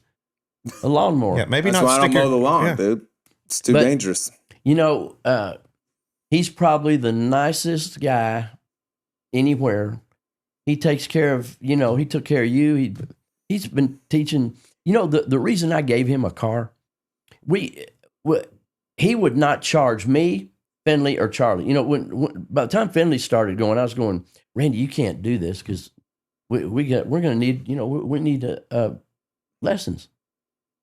And he said, I'm not going to do it. So I gave him a car, and he took it. Damn right he took it. Yeah, he's not stupid. You ain't no dummy. He said if I don't charge him long enough, maybe he'll Does give he me a teach car. you different stuff than he teaches Scotty? Yeah. Why don't you get swing- that Scottie Scheffler special? Does that cost more? Just say I want to swing it like this. Yeah, he wouldn't. No. The good thing about Randy is he'll just go with what you got. He doesn't He's have old a school method like or that, anything yeah. like that. Obviously, with you, me, and Don't bring me into the same class as you. Okay. the Similar. you got to swing around. Yeah. You have to swing around, Colty. I've seen your action. Yeah, no, it's better right now. You actually did play pretty good when we played at PT the other day. I did. I was told to ask you about the driving range at Royal Oaks Country Club in the Nicorette Gum. Okay, so you called Randy. Okay, so Randy, every time I'd get a lesson with him, he'd take his Nicorette gum and he'd throw it at me. And so I'm down there one time and he's giving this guy a lesson. He'd already given me one and he's giving this other guy a lesson. He's screwing him up too. And he takes his Nicorette gum and he throws it down there. It rolls across the ground, got dirt and shit on it, and I just ate it and swallowed it. Oh my God. What is wrong with you? I told him, I For said, what reason? throw another one. Go ahead. You ate his, by the way, doesn't the Nicorette Gum turn into basically rock hard as soon as it? Yeah, I don't know. I don't really know what Nicorette gum is, but I didn't even taste that because it went straight down. Why did you do this though? Just to freak him out so he wouldn't throw it at me again. He never threw it at me again. Okay. Fair enough. That's different. Hadn't heard that before. Yeah, that's a horrendous Just a story. Why would you do that? Dirt covered piece of someone else's Yeah. Nicorette. But it didn't affect me. Yeah, I'm fine. I'm fine. Everything's Yeah. fine. What's it been like for you being as close with Randy and seeing Scottie do everything he's done? You know, Other than giving him a shitty car. or making him buy one. At this stage of Randy's career, I mean, I don't know how you could script it any better. He doesn't want, he didn't want to be teaching 50 people. He's got, I guess he got Woodland back. He got Gary, and he's got Scheffler, and then he's got Palmer, and I don't know if he has any more. And, I hadn't really been playing that much, but Finley and I are going to go over and have a lesson with him together. We want to go over there, and because every time I have a lesson with Randy, people start gathering around because we're yelling at each other and fighting and all this stuff. Todd Harbor always comes over there, and everybody comes around, and it's just fun going over there. You don't know who's going to be there, and he's just one of the finest people I've ever met. I just love him. I feel like he's had great players before, right? Like Justin Lin and Ryan Palmer have been great, but like Scottie doing what he's doing now, I feel like he's finally getting like his recognition. I guess, even though I know he doesn't give zero shits about that being recognized or all that, but like he's been good for so long. It's nice to see him get some, the accolades and the praise. I mean, Scheffler is Tiger-esque, I think. I mean, don't you? I mean, the numbers numbers would say seen. Yeah, I mean, the rest of it has to be seen, but no, it's phenomenal. We always knew he was going to be good. Scheffler's not going to get in some of the crap Tiger did. He might, break a leg or something, but he's not going to be. He ain't getting into all that other stuff. You would, yeah. Breaks car windows. He's got a bit of an anger problem. It sounds like. But you know what? If you're that good, the stupid car dealer just fix it for him. Yeah. Well, by the way, he drove a car with like 350,000 miles on it until he finally decided to come buy. You really must have been trying to screw him if he wouldn't come buy a car from you. So, at the tournament Preston Trails, he won 3 cars, and he never came and got him. So I said, "Okay, Scheffler, get in here." So he comes in there, and I give him to Clay Thorne, our salesman. And I said, okay, look, he needs to buy a car. He was either getting ready to get married or was just barely married. So he comes in, and so they go off. I said, you got $80,000 credit or something like that on all these cars. No, it was 2 cars. So month goes by, and I thought, well, I hadn't really heard anything. So I go to Clay, and I said, hey, what's Scheffler do? He said, he hasn't done anything yet. He's looking at this used car over here. I said, he's looking at what? He's looking at a used car. I said, and I think, I don't know what year this was, but he had just won the Masters, the first one. 22. He ain't broke. And I'm going, I called him and I go, Scheffler, no, I'm not selling you a used car. You, that's your wife. I mean, she's not going to be your wife long, but she's your wife right now. And so he bought her a new one. Oh, what a guy. What a guy. He had 2 cars for free built up, but he never went and was like, oh, I'll go collect on that. He won the shootout or something one time. That's $5,000 or something like that. He give that back to charity. I didn't think there'd ever be anybody nicer than Ben Crenshaw on tour, and I don't know that he's nicer, but they're the same. They're at least the same. That's awesome. Yeah. He's a different kind of superstar. Have you been to Preston Trail, Sleaze? No, I've not played Preston Trail. Awesome place. Will you go with me? Fantastic. I would love to. You should. Anytime you want. Will Finley. you go without him? You tell him, of course. Oh, yeah. Even better. Are you going to take him in the men's locker room and show him your hot tub with the flotation device? You got a little tub? Baker Montgomery is a guy is a member out there, and so he went out. He got this little floaty about this round, but it looks just like one that would be on a boat that is like a life preserver thing. Yeah, it's a life preserver. It's got the things around it, and it says and then on top it says Finn Ewing, and he put it in there by the hot tub. So this is Finn Ewing's floating device. It's 2.5 feet deep. Yeah, and it's been there for years. It's been there forever. That's good. Been there forever. That's good. I like that. I want to talk music. Are we going to do that in E9? I want to hear about this band. Or do you want to do it right now? Sure. Or both? Yeah, let's. I mean, I feel feeling a few things are going to come up about this, but I know you've always said, like, apparently you heard from somebody that anyone can learn to sing. Learn to sing or learn to sing well. Like, I think anyone could. If you're capable of speaking, you can do it. I read this article said anybody can learn to sing. Decent. is what I took from it. And so I called this guy named Bruce Wormuth, and I said, "Can you teach me to sing?" And he goes, "Well, what's your goals?" I said, "Well, if you can teach me to sing, I'm gonna have a show at the Rustic over on Lemon and Central. You know where it is. And Larry Gatlin's gonna sing backup. Do you know who Larry Gatlin is? Mm-mm. I do. Yeah. Well, you know Rudy. I know. Yeah. Anyway, there's the Gatlin brothers. They're an older country group. Okay. So if you're 50, it's iffy whether you've heard of them. But after that, everybody does. But so he goes, "Well, that's awful lofty. I don't think that'll happen, but I'd sure like to meet you because that I don't know where you came up with all that." And he goes, "Well, how long have you been singing?" I said, "I just told you I'm wanting to learn. I had never sung in the shower. Does that count? You want to come in there with me?" So I go to him, and can I this is long? Can I go long? I mean, whatever you want. It's your You can do show. whatever I you want to want, go Finley. long. Okay, so I go out to him, and he goes, "Well, I sang everything from Happy Birthday to whatever." And so he said, "Yeah, I think we can do this." So I go home and I tell the family, and they were so excited. I mean, They weren't. they were so mad at me.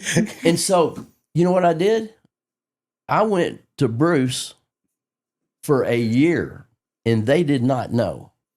I felt like I was having an affair with Bruce. They never knew. And so I decided I was going to start trying to get into the Rustic. So I emailed them, and they would never email me back and everything. This girl's name was Kylie. So I go down there one day, and I said, "Kylie here?" They said, "Yeah, she's in a meeting."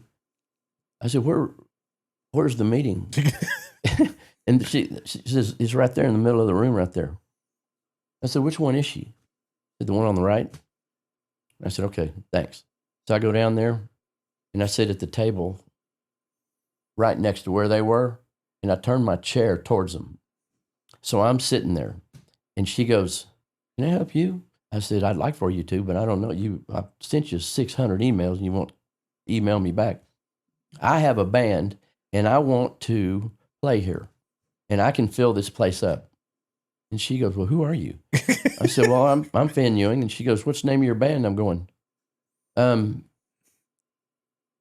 don't have a name, but But we're good. She goes, "Do you have a what do you call it? Like a demo. A demo?" I said, "It's almost ready." And she goes, "You know, you don't even have a name, or you just can't play here." And I go, "I'm going to play here. I'm going to play here. I promise you." And so, I keep doing my thing, and I keep sending her emails. She won't send me back. And then she got promoted, and another girl took her place. So I'm going, "Oh, baby, fresh meat." So I go down there, and her name was Sydney Cannon. And I go down, and this girl was awesome. And I found her, and I said, "Sydney, my name's Finn Ewing, and I want to play here." And I got a band, and I had a name. It was Finn Ewing in the Wrong Direction. And I want to play here, and I'll fill this place up. And she goes, "Well, let me see. I'll email you." I said, "Okay." I don't get an email. And then finally, about 6 weeks later, I get an email. I'm in a deer blind, a bow blind down in South Texas, and I get a email. It says, "We want you to play. You're going to have to guarantee 50,000 tickets. sales. Yeah. Liquor, everything." I said, "My drunk friend." I was gonna say. What are you talking A couple about? guys Can't take guarantee care of much, that. but I guarantee that. I said, "Okay, I'll do it." So she said, "We need to have a meeting on this day." So I said, "Well, when I get home, I'll be there." So we go home. I go to the meeting, and they say, "Okay." And I took my girl from work so she could, know what we're going to do. And I said, "Man, this is great. This will be fun." I said, I was going to go to Eddie Dean's, but this is great." And so I saw this look on their face, kind of like, and then, so Kylie is at this meeting too now. And she goes, "Finn, we've been thinking about it. And really what we want you to do is guarantee us 25,000. I said, beats the shit out of 50, but I don't think either one will matter. And so we're talking. I get in my car, I'm going back to work, and she calls me back. She goes, look, you just guarantee us 10,000.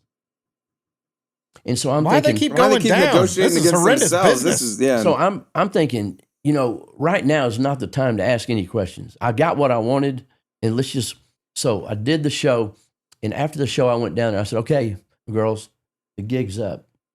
I want to know what in the hell happened. Why did y'all go from 50 to 30 to 20 to 10 to zero, and they said, well, our owners found out that you wanted to play here from somebody. I've never found out who. And they said, that guy will fill this place up. If he can't sing a lick, there'll be people all over this place. Do not lose him. And they kept going down. They thought they were going to lose their job. So when 10 minutes before I go on, the lady, Kylie, comes back and she goes, we got 2 big issues. I said, what are they? She goes, it's 40 minutes to park your car, and we're out of beer. I said, well, no, I ain't even gone on. I said, well, I'll tell y'all something.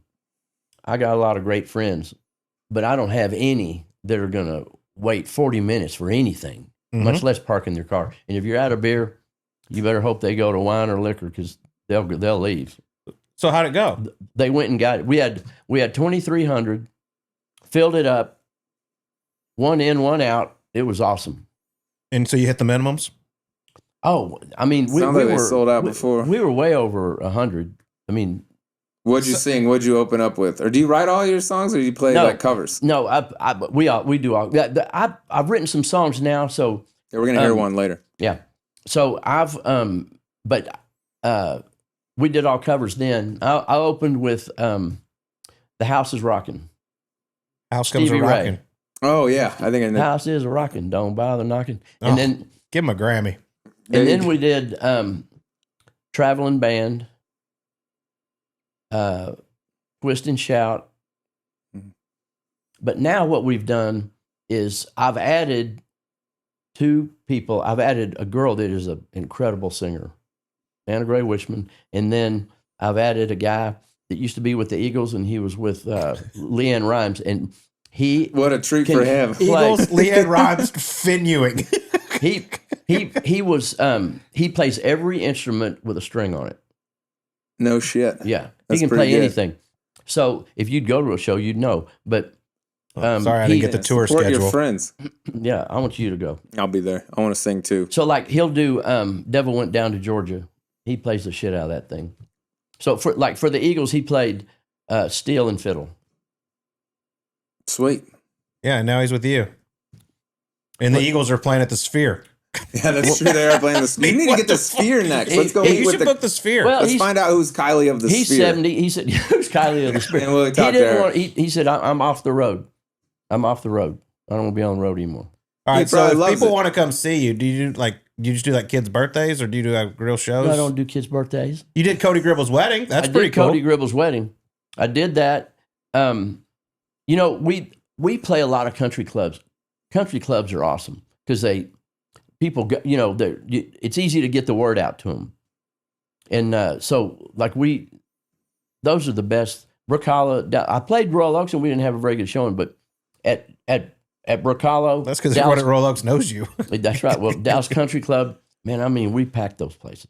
Who do you think give me a singer, a vocalist that you feel like resembles how you sound? Is there anyone out there, or are you one of one? The only one I've ever heard is Willie. Willie Nelson? Hell yeah. That's Kind of good. nasally.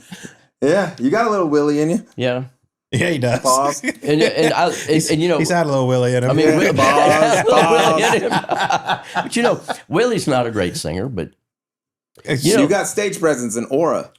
You don't have to have the best vocals, Aura. Aura. That's what I see. What's that? I don't know, just like something, just an intangible. Yeah, Aura? That just brings people You got a into good- it. That's Yeah. what I'm doing, Aura. Yeah. What else should we get into here? You're a disaster. I got some. Do you want to talk about your boat driving skills in Montana? Yeah, I had a bad day out there one time. I was so first of all, I don't drive a boat very well, and so it's their fault because they should have never rented it to me. And it was this little. Well, you had a driver's license. It was a little You're bitty an adult. speedboat, and I get in this boat, and I mean, you could just, you floored it and just kind of went. I mean, it was a fast little thing. So I get out there, and I may have got drunk. In fact, I did get drunk. And do you know Doug Hickok? Yeah. I go over to his house over on the far side, and I'm talking to them. And so Hickok, I said, well, we're going to take the boat back. He goes, Finn, do not go straight across the lake because there's rocks. I said, I know where the rocks are. He said, and I'm maybe a little further than just drunk, but he goes, do not go across. He said, Finn, I know what you're going to do. I said, no, Hickok, I don't let the clothes fool you. I know where I'm going. Just leave me alone. He goes, okay. Well, I go straight across there, and I hit those rocks. And I mean, it sounded like a bomb going off underneath this thing. I mean, and then, so I broke something on it. And so now the boat will only go like this. I went back 5 miles an hour like this, all the way into the deal. I'm going, man, I hate to go in here. Everybody's going to see me coming in there with a boat like this. And guy said, what happened? I said, man, I don't know. But check it out. If I broke something, let me know. And they called me back and they said, looks good. And I said, thank you. Looks good. Thing won't even sit straight. Yeah. Oh my gosh.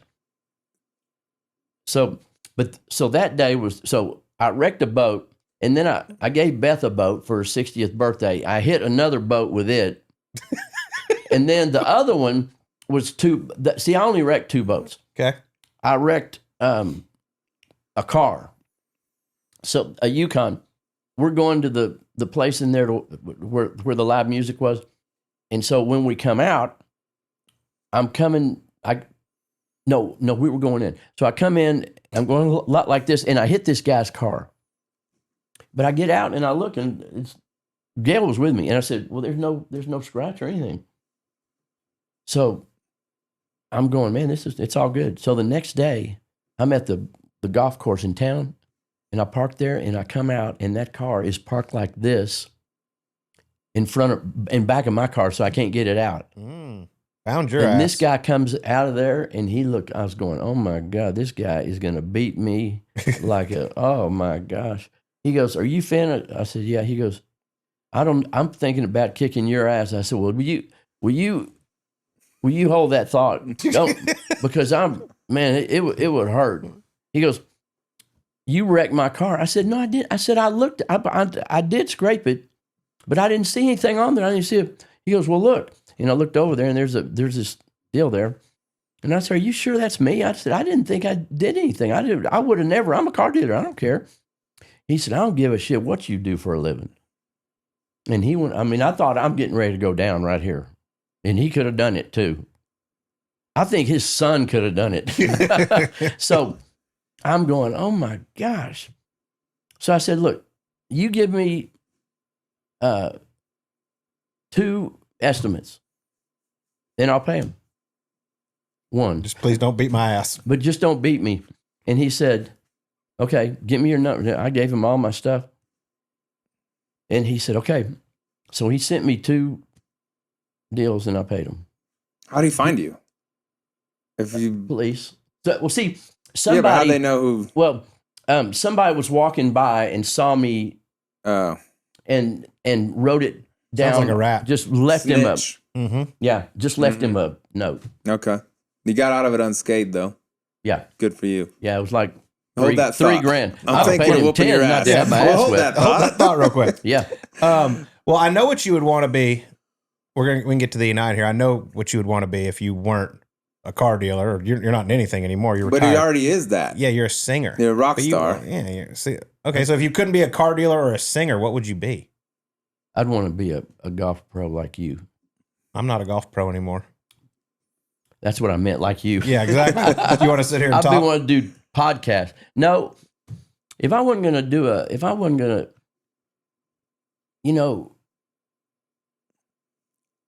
maybe I wouldn't want to be a pro, because if you're not in the top 10, man, that's rough. Yeah, these tournaments nowadays, you finish 20th, you make like 250 grand. It's pretty rough. Finn, I got to tell you, you got a pretty good gig right now. Yeah. Yeah, I think there's a lot of pros out there that would swap with you real quick, want to be car dealers. Yeah. The car dealers are, I mean, that's what, and there's a lot of, there can be a lot of damage in there.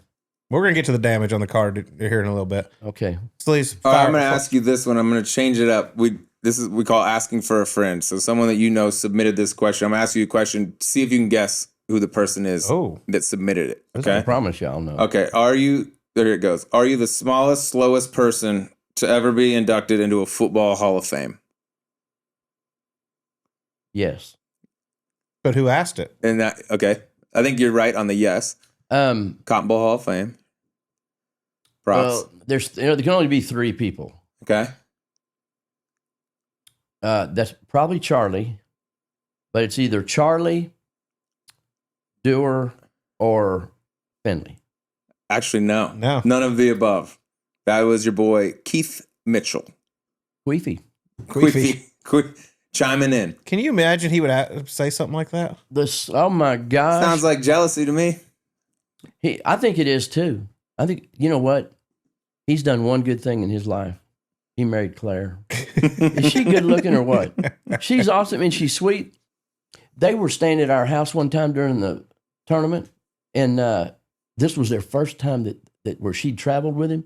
And she goes, I quit my job so I could go out with him at night and go to 3 different dinners and all these things. When I get back, I'm going to get my job back. That's what she said. He's a social butterfly. He's got a bouncer. I bet you he didn't get you a TV as a thank you gift. No, but you did. Damn right. Dang right. But it just happened it was in your room. Staying at his house out at Pebble. Beautiful house. Overlooks the water. Massive house. Shocking. In my room, wanted to go up there and chill at night. This TV, you had to go up and turn the dial on. What year do you think that TV was? 1950. I mean, you've never, y'all, I mean, I can't. So I went to Best Buy. Yeah, I remember back in the day, and you see them on like old movies where you had to go. I mean, imagine that shit. I went to Best Buy and bought a TV and propped it up on top of it. Yeah. Probably still there, isn't it? Yeah. All right. You're welcome. Next one. How would your son Charlie rate your caddying skills at the Texas-Oklahoma golf tournament back when he was 6? By the way, did you ever play in the TO, Wichita Falls? Oh, great tournament. Yeah. So you caddied for Charlie. Charlie, to say that he had a bad temper is not covering it.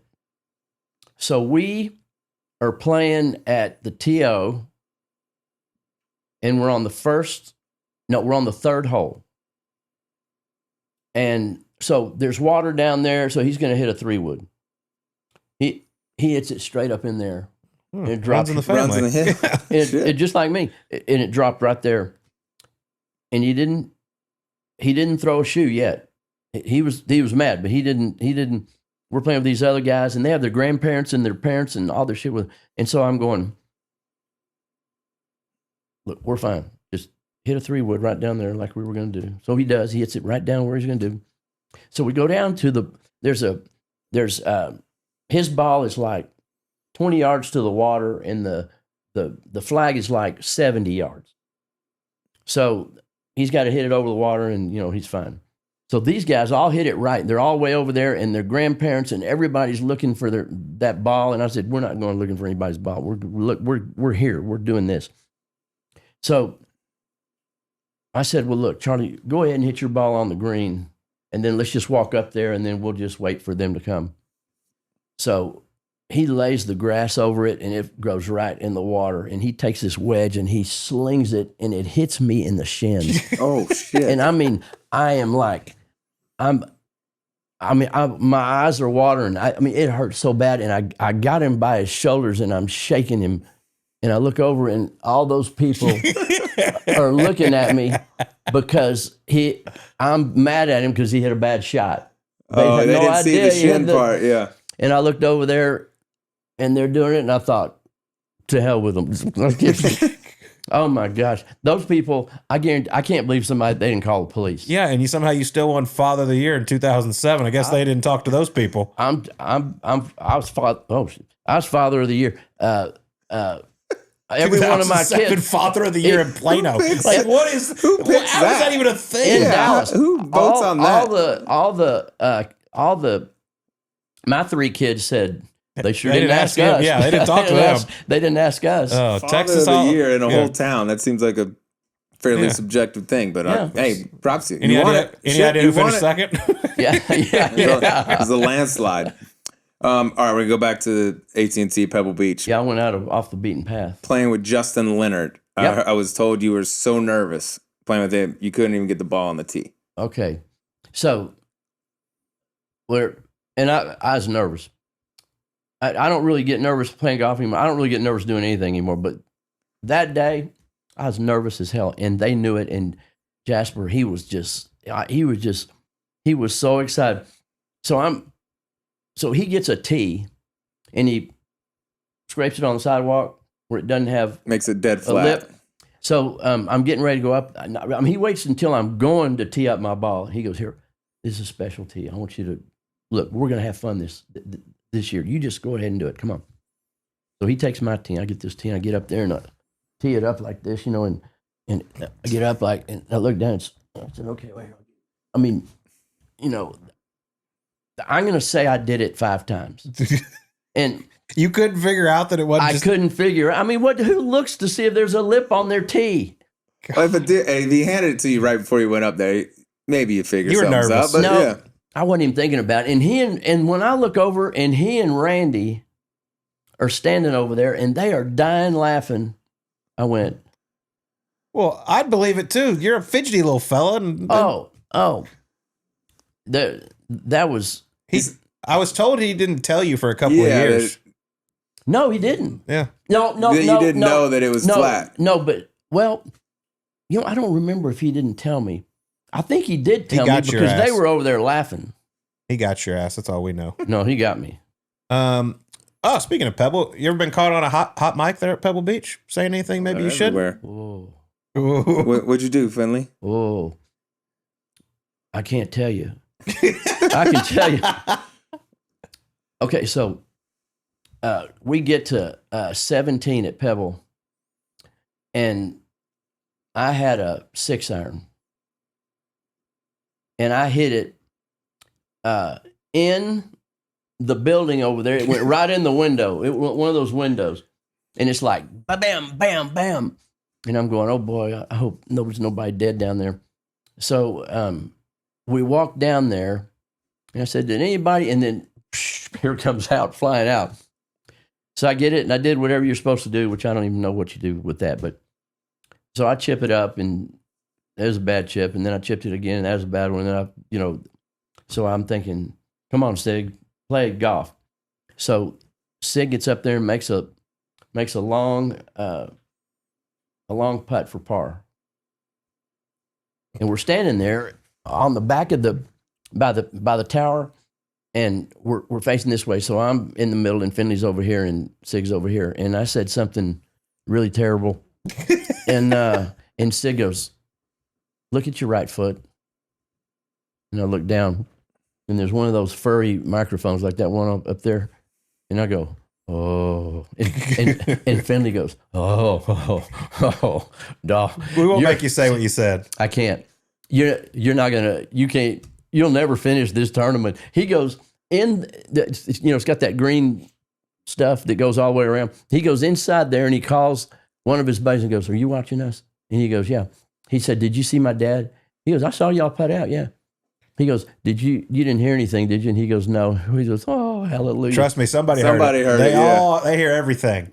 You need to watch your mouth out there on the golf course. We'll get back to that in a second, by the way. We got more coming. Okay. All right, next one. Of all the people you've been nice enough to give cars to, who has crashed them the most or treated them like shit the most? Motown. Yeah. Mike Madano. Mike Madano. I gave him 14 cars and he only wrecked 14 of them. Is that right? Yeah. He's like, dude, I wrecked the shit out of his cars. I didn't know it was 14 for 14. And the one of them, he was going to a hockey game and he parked, and I don't really know where they parked. You know where they parked? Under the stadium there. Okay. Well, he was going up to go under it or whatever. And he was out and he was late and he got out and he went, or I don't know how it happened, but He left it in neutral, and it rolled back out in the street, and this car's coming and just hammers it. How's he so dumb? He just leaves the shit in neutral. But you got to know. Do you know Mo? Real well, yeah. Yeah. Well, then you know how he can do it. Yeah, I do. But I mean, I figured he could drive a car. But oh God, he's got a lot going on upstairs. You know what I mean? Mo is the greatest. He's all time. He's all time. He told me, he's like, ask him. He's like, I for sure wrecked the most car. I didn't know it was 14. Oh, he also said he used to.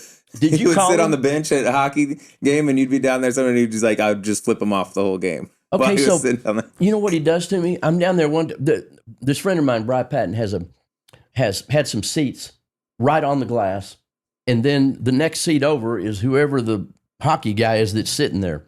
The last seat on the bench, yeah. Last seat on the bench. So, so Mo would come around there. You know, of course, like BMO and like Hull and those guys, they were thinking hockey. Motown's he's like going. Do you see the blonde sitting on the 6th row in the? You know, I'm going. How does he know that? So he'd come over. He came over one time, and so he had one of those smelling things. Smell sauce. And he you know, you have to the glass. He had to throw it over the glass. He threw it over the glass, and he goes. I said, okay, man. I thought it was going to knock my head off. Have you ever had that? Have you ever smelled it? Have you? Oh yeah. What? That'll get you fired up. Dang. Yeah, it Up. hurts. I thought I was going to have to go home. Yeah. Yeah. It's pretty gross. But Mo, yeah, he's been known to let his mind wander a little bit during games. Oh, yeah. I remember when Words with Friends was popular. It'd be intermission. I'd be at the game, and all of a sudden Mike Madano makes a play. I'm like, oh, yeah. Glad we're really focused on the game for 4 points. You know, Mo. So Mo, he called me one day, and he said, did you watch our game yesterday? I said, yeah, yes. And he goes, man, did you see? I was flying down that right side, and I saw that corner open, and I slung it up in that corner. Did you see that? I go, yeah. He goes, you're lying. You didn't see it, did you? I said, no, I didn't see it. And he goes, well, start watching my game. I said, okay. So I go, so they're going to play on a Saturday. And so I said, look, I'm going to call him at 6:00 and say, I just want you to know I'm going to watch the game. So I call him, and he goes, Finn, I'm in the locker room. We played at 3. And I go, okay, I'll do better tomorrow. I mean, he thought I watched all his games. I'll catch you next one. Yeah. No, Mo, we have shit to do as well. He's a good one. So I want to take you back to our time playing together at the AT&T Pebble Beach. Because like we said earlier, the only time you did make the cut. But we were off at Pebble Beach on Friday. Got off to a rather nice start. Okay, I did. You didn't. I was 4 under through 5 and had an eagle putt on the 6th.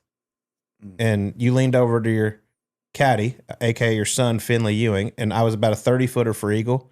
And I believe the word was, if he makes this putt, I'll blow him on the 6th green. Hey-o. I did not say that. Yes. You were allowed to say these things on this podcast. You said that, and I heard it, and then I made it. And I turned around and looked at you, and you go, how about a free car instead? Yeah. Okay. Well, I haven't gotten either. So are you ready to pay up yet? No. Give him the car for my sake. Yeah, I'll give you 10 cars. Talk about your all-time backfires, huh? Yeah, I'll give you 10 cars. Perfect. I'll take them. I still won't wreck as many as Mo. No, you couldn't. You couldn't. He must he must drive blindfolded. Those guys have been hit too many times. All right. Well, I'll be waiting on my car. Okay. Yeah, let's settle that bet. Yeah. It might be out there. Car feels easier. It could be out there right now. I picked you up. Yeah, it could be. There ain't no car out there. Oh yeah, I think That's it's true. coming. That's true. All right, my last one. Big golf fan, obviously know all the guys down there. I'm sure you have some memorabilia, but coolest place you've ever gotten a Jordan Spieth autograph. You know, I don't know that I've ever gotten one of his. Anywhere special? Yes, you have. You fly on it. You used to. Oh my gosh. So the guy that you just met, the pilot? Yeah. So he calls me and he goes, I think we can fix it. Everything's going to be fine. We just got this plane. He goes, everything's, no, it was a different one. But he said, I got so many of them, I don't know which one it is. He said, well, I can handle this. I can handle it. Just don't worry. I said, what are you talking about? He goes, well, I might as well just tell you. He goes, Jordan Spieth signed your plane. I said, he signed it? He goes, yeah. I said, where? He said, on the seat in the front. I said, you did? He goes, yeah. He goes, but I can get it off. I said, you leave it there. It'll be That's just gonna up the fine resale there. value. That's just fine there. That's exactly. It said, Finn, I heart you, Jordan Spieth. Were you on it that Oh day? yeah, that was coming from New Orleans. And y'all were, no, that was leaving. Either way, whatever. Going to New Orleans. But you were y'all were playing cards and maybe having a drink. Somebody came up with a good idea. Yeah, Yeah. it wasn't my idea. Blame Jordan. That was Jordan's idea. So you kept it on there. Oh yeah. So Smart. when you went and sold Smart. the plane, did they happen to notice that the seat was autographed? Oh yeah. Or did they care? Yeah. They took that thing off and kept it. Oh, that was nice. Charge them for it. Their name's not Finn. That's true. True. All right, last one. I know you love the red, white, and blue. You got the American flag on your belt. But how do you feel about the red, hot, and blue? The red, hot, and blue. Okay. What the hell is this? I wasn't gonna tell this story, but I'm gonna go ahead and tell it. Does this have to be the last one? I'm just getting warmed up. No, you got all your notes We've here. been going for This- over an hour and a half. This is your Have we? show, Finley. You're still talking about that dude's course record at Pebble. Yeah. Howie Long or Did I whatever. tell you it was 61? God damn. Okay. Good round. So I have a checkup one morning, and then I'm going to meet this friend of mine, Jay McCauley. I'm going to meet him over at Red Hot and Blue after it. Barbecue place in Dallas. Barbecue place in Dallas, really good. So I go in there and get chopped beef, and they had this really hot barbecue sauce. I mean, really hot, and I put it all over it. I hadn't had anything to eat, and so it hit like a like a you think bomb. it would. And when they like I had a Diet Coke. When they bring you Diet Coke, they bring it in a pitcher. Mhm. So not you don't have a glass. You drink it out of the pitcher. So I've had a pitcher full of Diet Coke, and I had 2 Red Hot and Blues chopped with the hottest stuff. And I go out and I get in my car and I'm going, man, I don't think I feel good. And I go, I think I may have to stop by the men's room. I said, I'll go to McDonald's because they have the cleanest bathrooms. Is that true? That's what? Yeah. It feels like one of the worst places You you got could to go. know these things. So I go and I'm thinking, well, I'm not going to make it to McDonald's. And I'm going, man, I need a place like right now. And I go up and there's a Holiday Inn on the right. And I go flying into this Holiday Inn and I go and I pull up in a parking spot and I jam on the brakes. And I'm thinking, how am I going to get my legs out of here? And I'm sitting here going, oh my God. So I'm freaking out. So I just turn with my legs together and get out and I run into this Holiday Inn. I got a question for you. You ready? Yeah. If you're going to go into Holiday Inn and you need a bathroom right now and the counter's on the left, where's the bathroom? The right. The left? I don't know. I don't pay attention to if the bathrooms You're right. line up. I was wrong. Okay. So I went to the left and I go over there and all I see is these women in there typing on their stuff and I'm going, oh no. And then all of a sudden there's an eruption. And I'm just standing there. I don't even know what to do. I'm trying to push it back up in there and stuff. And so Did that work? no. So I look down the hall and there's a maid's cart. So I run down there and I've got hands around. I mean, it's terrible. So I go down to that maid's cart and I go in this room and these maids are in there cleaning up and I just say, and I go in and shut the door. And so I got to take, like I've got stuff all over my sleeves and my shirt tail. And I left my underwear in there and I left my underwear in there. I left my socks because the socks had it on too. And I look up on so whoever was staying there, all their stuff was, so I moved all their stuff out of the way, their toothbrush, blow dryer, all the stuff. I got it all out of the way. And I used all the towels, including the ones they'd already used. And I kind of cleaned myself up as good as I could. And I walk out, and that poor little Mexican lady was standing there, and I gave her $300, and she goes, "Oh, you don't need to do that." I said, "Oh, yes, I do. Well, you wait till you see. Wouldn't you go in there?" You just went to some stranger's room. Yeah. And there was, oh my God, it was terrible. It's been a while since we had a good shit your pants story, you know? You're up there with George Brett. George Brett's Mark got Grace. a good one. Yeah, Gracie. Is his better than mine? It's pretty good, too. His was at Bellagio. In the pretty lobby, good too, and which he wore is some other man's pants. tough. Which is pretty good. Tough but spot You to went have into it a happen. stranger's room and shit all over yourself, which is pretty high up there. You think they got their room comped if they come in and there's just shit my towels God. everywhere? Oh my that maybe God. No, take well, care at of least the maid was there. George and I need to talk about our stories. You and George have a lot in common. Do we? Yeah, both great athletes, both shit your pants. Yeah. It's about where it cuts. About where it is. 50%. Yeah. You had another one too, right? Where you crashed into your assistant's desk. Yeah. No, I didn't hit her desk. I ran to turn back and my feet went out from under me. And then when I hit, it was all over but the shouting. about the shout. That was the second one. Yeah, it all right. Hey, it happens. George Brett said there's two type of people in this world: those who have shit their pants and those who haven't yet. Or those that won't tell you. Yeah, that's true. Yeah. Well, before we get out of here, I know you really want to sing this song for some reason. I got to sing it. Are you Oh, ready? yeah, we're going to let you sing this song. You gonna sing the whole damn thing? I'm singing the whole thing. There's no way you can stop me. Yeah, well, I can because I can hit end on the record button. So this is Finn Ewing in the Wrong Direction. You wrote this song for your Hall of Fame induction at the Cotton I got Bowl. into the Cotton Bowl Hall of Fame, and I've been on the board since 1985. And it's been one of the most fun things I've ever done. I've been in every locker room, every sidelines, every whatever. First thing you come up with is locker room. Yeah, I like that locker room. So, but it's been one of the coolest things. And I got in, and my class was, just to name a few, Bo Jackson, the Bus, Jerome Bettis. You love Jerome. Yeah, He's no, the man. Jerome's the best. Yep. That's a funny son of a gun. And then D'Amico Ryan played at Alabama, but he's the coach down at the Houston Texans now. Mm-hmm. David Cutcliffe, he was the quarterback whisperer for Peyton and Eli. There was another guy that's Charlie Fest was another Cotton Bowl guy, and then Randy Braband played for Texas, and another guy from Nebraska, Tony Davis. Did a lot of people think you were Bo Jackson? Get y'all mixed up. No, but Bo, after I did my song, he goes, "I can't believe that the littlest guy in our class got the only standing ovation." It is a nice song. Hey, be better, Bo. Do you want to sing it or do you want us to play it? Yeah, well, if we have it, I'd rather play it. Well, we can play it once we edit everything, but that's your call. What do you mean? Play?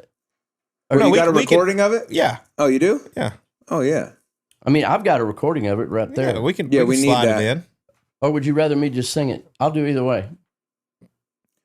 You want to hear him sing a little something? I'm not opposed to it. It's not often we get a music icon in here, willing to Well, it may willing to not. put it on display. Fire away. You want to do it? Yeah. Do you need some space? No. You need some music? No, You're going a cappella. I'm just gonna sing it. Yeah, okay. Sing your heart out. You ready? Finn Ewing, Get no ready. wrong direction here. Just Finn Ewing. I never thought it'd happen. You can all see why. Played football through the 6th grade and I damn near died. Some people say football is just a game. I'm 5'5" in the Hall of Fame. I'm in the Hall of Fame.